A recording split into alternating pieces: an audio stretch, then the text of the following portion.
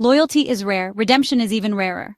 But what if the greatest comeback story wasn't about a king, a warrior, or a billionaire, but a foreign widow with nothing to her name? What if the most life-changing moment wasn't a grand miracle, but a simple act of faith? The Book of Ruth isn't just ancient history, it's a blueprint for how ordinary choices shape extraordinary destinies. Let's dive into a story where love, loyalty, and legacy collide in ways that still shake the world today. Now imagine living in a time when everyone just did whatever they wanted. Total chaos, no rules, no consequences. Sounds like a bad reality show, right? Well, that was Israel during the period of the Judges. But smack in the middle of all that mess, we get this incredible little book, Ruth. A short 4-chapter story packed with loyalty, faith, and a love story that makes even the best rom-coms look predictable. It all kicks off with Naomi, an Israelite woman whose life takes a nosedive when a famine forces her family to move to Moab, a place not exactly known for being besties with Israel.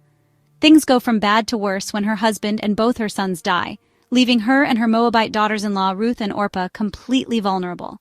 Now, in ancient times, being a widow wasn't just sad, it was basically a financial death sentence.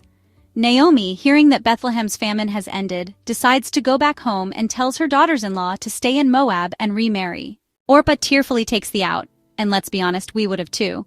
But Ruth? Nope. She stays. And not just in a help-you-pack kind of way. She makes this legendary vow. Where you go, I will go. Where you stay, I will stay.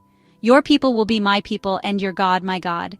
In one sentence, Ruth not only commits to Naomi, but fully embraces the God of Israel, leaving behind everything she's ever known. So they head to Bethlehem, where Naomi, still grieving, changes her name to Mara, which means bitter because, well, life has not been kind.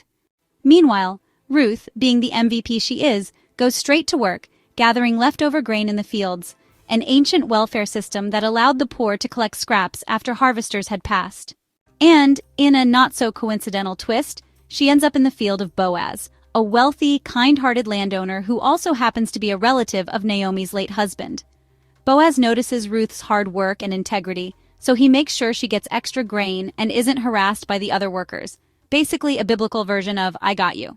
Naomi, seeing an opportunity, goes full matchmaker mode and tells Ruth to approach Boaz at night on the threshing floor, which, to be clear, sounds sketchy but was actually a cultural thing. In an act of humility and trust, Ruth asks Boaz to redeem her by marrying her. Boaz is all for it, but there's a minor plot twist. Another relative technically has first dibs, so Boaz does what any responsible man in ancient Israel would do. He gathers the town elders, negotiates like a pro, and secures the right to marry Ruth. And just like that, we go from famine, loss, and uncertainty to restoration, love, and security. But this story isn't just about Ruth and Boaz, it's about something much bigger. Their son, Obed, becomes the grandfather of King David, and if you follow the family tree long enough, you land on Jesus Christ. That's right. The Messiah's lineage includes a Moabite woman who simply chose faith and loyalty. No grand miracles, no divine fireworks, just everyday choices woven into God's ultimate plan. Ruth's story is proof that no one is too much of an outsider for God's redemption, and sometimes the most powerful acts of faith aren't the loudest ones, but the quiet, consistent ones. I'll leave you to discuss in the comments. What's one small decision that changed your life in a big way? You can support us by subscribing if you haven't already. Take care of yourselves, take care of your loved ones, and I'll catch you soon in another video.